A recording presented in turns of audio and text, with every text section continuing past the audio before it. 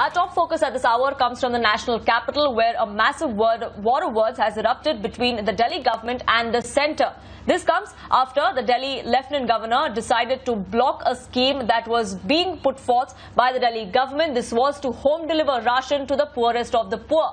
The Delhi LG claimed that enough approval was not sought, and which is why permission was not granted. Kejriwal has now come out and said that we sent 5 letters to the LG's office. We did our due diligence. We did what we were supposed to, but the centre is blocking our move because they have an ulterior motive. Delhi में अगले हफ्ते से घर घर ration पहुंचाने का काम शुरू होने वाला था।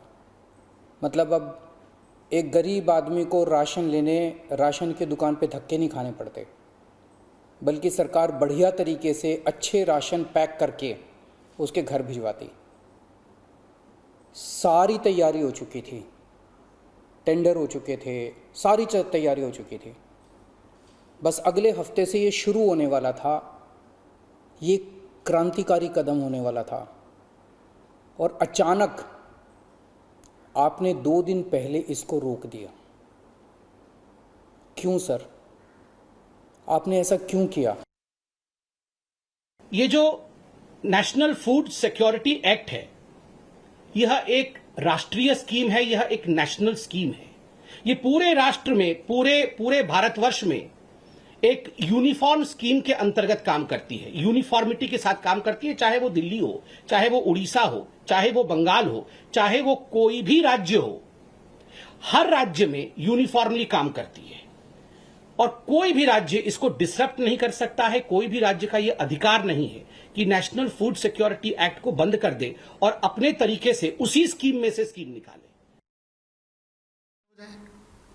दिल्ली सरकार चाहती है कि जो राशन दिया जाता है गरीब लोगों को, वो राशन लोगों को आटा बना के पीस के उनके घर पर डिलीवर कर दिया जाए। हम सब जानते हैं कि कितनी चोरी हो रही है, पूरे देश में राशन की कितनी चोरी है, गरीब लोगों के हिस्से के राशन की कितनी चोरी हो रही है। समय पे नहीं मिलता, पूरा नहीं मिलता, कई बार तो नहीं मिलता है। तो वैसे में मुख्यमंत्री जी ने अपील की थी कि जब पिज़्ज़ा घर पे पहुंचाया जा सकता है तो गरीब लोगों का राशन भी घर पे पहुंचाया जा सकता है। इसलिए प्रधानमंत्री जी से अपील की थी कि दिल्ली सरकार की इस योजना को मत रोकिए। लेकिन इसके जवाब में मुख्यमंत्री जी की अपील के थोड़ी देर बाद ही भारतीय जनता पार्टी के नेता संबित पात्रा जी ने प्रेस कॉन्फ्रेंस की। मुझे उम्मीद थी कि शायद मुख्यमंत्री जी की अपील का उन पर असर पड़ा होगा और शायद भारतीय जनता पार्टी को लगा होगा कि हाँ, बात सही है। अगर पिज़्ज़ा घर पे पहुंच सकता है तो गरीब लोगों का राशन भी उनके घर पर पहुंचाने में कोई हर्ज नहीं है। गरीब लोगों के घर पे अगर आटा पहुंच जाएगा, उनके डोर पे पहुंच जाएगा, उसकी चोरी नहीं होगी तो अच्छी बात है। मुझे लगा कि शायद संबित पात्रा जी ये बोल रहे होंगे। मैंने उनकी पूरी पीसी बहुत ध्यान से सुनी। उन्होंने पूरी प्रेस कॉन्फ्रेंस में राशन की चोरी का जिक्र नहीं किया। उन्होंने पूरी प्रेस कॉन्फ्रेंस में ये नहीं बताया कि उन्होंने ये तो बोला 80 करोड़ लोगों को राशन मिलता है, लेकिन 80 करोड़ लोग इस देश के जो झेल रहे हैं, राशन मिलता नहीं है, चोरी होता है, समय पे नहीं आता, दुकानें बंद मिलती हैं, तो वो कैसे दूर हो सकता है, उस पर नहीं बोले। राशन की चोरी रोकने में दिलचस्पी नहीं है उनकी, अरविंद केजरीवाल जी को गाली देने में दिलचस्पी है। उन्होंने अपनी पूरी प्रेस कॉन्फ्रेंस में खूब गाली गलौज की अरविंद केजरीवाल जी के लिए। उनको उनकी गालियां मुबारक, भारतीय जनता पार्टी को उनकी गालियां मुबारक। 2 चीज़ें उन्होंने कही। पहला तो उनकी गालियों गलौज पे मैं कुछ नहीं कहना चाहता, जो वो गाली देते हैं, जो उनके संस्कार हैं वो करते रहें, लेकिन door to door delivery, door step delivery of राशन, गरीब लोगों के राशन की डोर स्टेप डिलीवरी पे उन्होंने 2 चीज़ें कहीं। मैंने उनकी प्रेस कॉन्फ्रेंस में सुना। उनका कहना है कि जो व्यवस्था चल रही है वो ठीक है, वो तो ऐसे ही चलेगी। मतलब वो कहना चाह रहे हैं कि जो देश में 80 करोड़ लोगों के राशन की चोरी हो रही है, उसकी तरफ आम आदमी पार्टी, केजरीवाल सरकार आंख उठा के ना देखे। वो चोरी तो भारतीय जनता पार्टी ऐसे ही करती रहेगी। उनका कहना है कि 70 साल कांग्रेस ने वो चोरी की थी और अब भारतीय जनता पार्टी को मौका मिला है सत्ता में आके सत्ता चलाने का, तो अब भारतीय जनता पार्टी भी गरीब के लोगों के राशन की चोरी इसी तरह से करती रहेगी। वो उसमें कोई करेक्शन बर्दाश्त नहीं करेंगे। जैसे चोरी चल रही है वैसे राशन की चोरी चलती रहे, उन्होंने साफ साफ कहा है। उसकी तरफ कोई आंख उठा के ना देखे, उस चोरी में कोई उनको रोकने की कोशिश ना करे, नहीं तो वो गाली गलौज पे उतर आएंगे, नहीं तो वो बुरा भला कहने लगेंगे। दूसरा उन्होंने कहा कि हम एक्स्ट्रा चार्ज लगाना चाहते हैं, हम एक्स्ट्रा चार्ज लगा के कमाई करना चाहते हैं। संबित पात्रा जी, केंद्र में आपकी पार्टी की सरकार है, जरा ठीक से ऑर्डर पढ़ लीजिए। आपकी सरकार ने ऑर्डर कर रखा है कि कोई भी राज्य सरकार अगर इस राशन को, पीडीएस के तहत मिलने वाले राशन को अगर गरीब लोगों को पीस कर आटे में कन्वर्ट करके देना चाहती है तो वो गरीब लोगों से 3 रुपए चार्ज कर सकती है। आपने 3 रुपए गरीब लोगों से राशन की पिसाई का ऑर्डर कर रखा है आपकी सरकार ने, और इसी ऑर्डर के बेस पर भारतीय जनता पार्टी की हरियाणा सरकार हरियाणा के गरीब लोगों से 3 रुपए राशन की पिसाई लेती है और राशन की दुकानों पे आके लोगों को वो राशन की जगह आटा उठाना पड़ता है, अगर मिलता है तो। दिल्ली सरकार का प्रपोजल कहता है कि हम केवल 2 रुपए पिसाई लेंगे और राशन घर पे दे के आएंगे। हम केवल उस आदमी से 2 रुपए चार्ज करेंगे पिसाई के। आपने 3 रुपए कर रखा है और आपकी भारतीय जनता पार्टी की कई सरकारें पूरे देश में 3-3 रुपए ले रही है गरीब लोगों से। हमने कहा है हम 2 रुपए का चार्ज लेंगे और उसका पिसा हुआ आटा उसके घर पे दे के आएंगे। ये आपको घर पहुंचने में प्रॉब्लम है, आपको इस बात से प्रॉब्लम है, आपको गरीब आदमी से 3 रुपए वसूले जा रहे हैं आपकी भारतीय जनता पार्टी की राज्यों की सरकारों से, उस पर प्रॉब्लम नहीं है। आपको प्रॉब्लम इस बात पे है कि ये घर पे अगर राशन पहुंचने लगा तो जो राशन की चोरी आपकी पार्टी कर रही है उसका क्या होगा। 80 करोड़ लोगों के हिस्से की राशन की चोरी भारतीय जनता पार्टी कर रही है पूरे देश में, उसका क्या होगा, इस बात की चिंता है। मैं अब इस देश के लोगों से पूछना चाहता हूं, भारतीय जनता पार्टी कह रही है कि ये व्यवस्था तो ऐसी चलनी चाहिए। अरविंद केजरीवाल जी कह रहे हैं कि अब इस व्यवस्था की जगह ये व्यवस्था होनी चाहिए कि हर आदमी के, गरीब आदमी के घर पर पिसा हुआ आटा पहुंचे। ये हम कह रहे हैं, उसका राशन उसके घर पे पहुंचे, उसके घर पे देने वाला सरकार उसके घर पे दे के आए, हम ये कह रहे हैं। भारतीय जनता पार्टी, संबित पात्रा जी कह रहे हैं कि जिस तरह की चोरी अभी चलती रही है राशन की, वो चोरी चलती रहे। मैं देश की जनता से पूछना चाहता हूँ कि क्या 80 करोड़ लोगों की ये चोरी चलती रहे। हम दिल्ली में इस चोरी को रोकना चाहते हैं, हम इस चोरी के खिलाफ हैं। संबित पात्रा जी ने बाकी गाली गलौज की हैं, मैं उसके बारे में कुछ नहीं कहता, वो संस्कार हमारे नहीं है, हमारी पार्टी के नहीं है, हमारे नहीं है कि हम गाली गलौज की भाषा इस्तेमाल करें। लेकिन गरीब लोगों के राशन के लिए लड़ना हमारी ताकत भी है और हमारी ज़रूरत भी है, और इसी के लिए हम राजनीति में आए, हम ये करते रहेंगे। Thank you. That was Deputy Chief Minister of Delhi reiterating the charges that were made by Arvind Kejriwal this morning. They're questioning as to why the centre is blocking a scheme that is expected to reach the poorest of poor, and this is nothing but politics driven is what the charge is from the Aam Aadmi Party.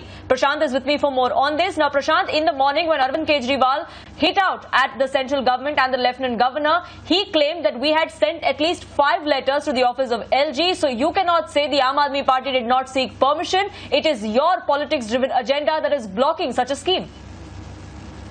Well, absolutely. The fight has just gotten bigger between the Aam Aadmi Party government and the BJP's central government, in which the Aam Aadmi Party has once again come out and said that perhaps what we want to do is public good. Now, you are trying to stop us from doing that because apparently, according to Arvind Kejriwal and the Aam Aadmi Party, there's a huge theft that is going on in hands with the ration mafia. And to stop that, the Delhi government says we want to, deliver the ration at the doorsteps of people. Now, we saw the BJP coming out and slamming the Aam Aadmi Party government on various counts, but all the counts have been responded to by Manish Sisodia in the just concluded press conference.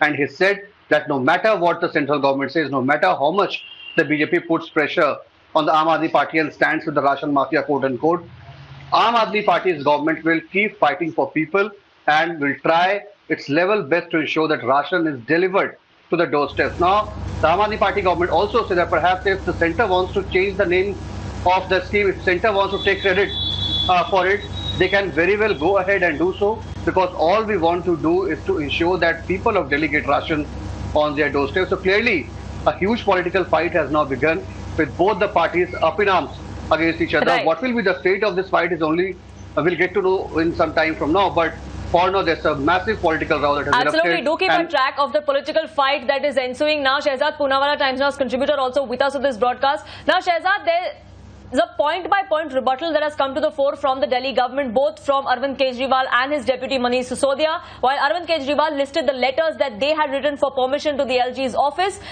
Manish Sisodia has come out and cited a similar scheme that is in place in BJP-ruled Haryana. Then, does the argument that has come to the fore from the LG's office hold water? Well, Poonam, there are certainly some points that the BJP, especially its Delhi unit, is raising, which continue to, in their opinion, not be answered by the Delhi government. And this, the BJP Delhi says that when they have not objected to the doorstep delivery of alcohol by the Delhi government, rhetorically speaking, why would they oppose this? Now, the fact of the matter that the BJP Delhi says is that there is no rejection of this particular scheme that the Delhi government wants to do, but only a flagging of the fact that this is attempting to change the National Food Security Act. Now, when that has to be done under Section 12 of that Act, you need to seek approval, and simply because there is something that the Delhi government has not done, according to the BJP in Delhi, that the EPOS, that is the electronic point of sale machines. Now, that has been apparently done away with, and because of that, the Aadhaar authentication that takes place, which is at a national average of 80%, is actually quite low in Delhi. Now, their point is that there has to be targeting, a proper targeting of this PDS scheme, so that to ensure that the right beneficiary gets it. What they also are saying, or sources in the BJP Delhi are saying, that One Nation, One Ration scheme is a scheme that was launched, but the Delhi government, for its own reasons, has not been able to implement this scheme. What they are also saying is that there is absolutely no reason for them to stop this scheme, but to ensure that there is a proper implementation. They also ask that for the last 7 years now, the Aam Aadmi Party has been in power for the last 5-6 years. Why haven't they been able to deal with the ration mafia? If it continues to exist, questions must be asked, then what have they done to deal with that mafia? So overall, the BJP Delhi continues to make its points, and they also, in fact, are citing that there is a stay of the High Court on this particular issue. That is something that they are claiming through court documents. So all in all, the battle continues between the BJP and the Aam Aadmi Party on this particular issue.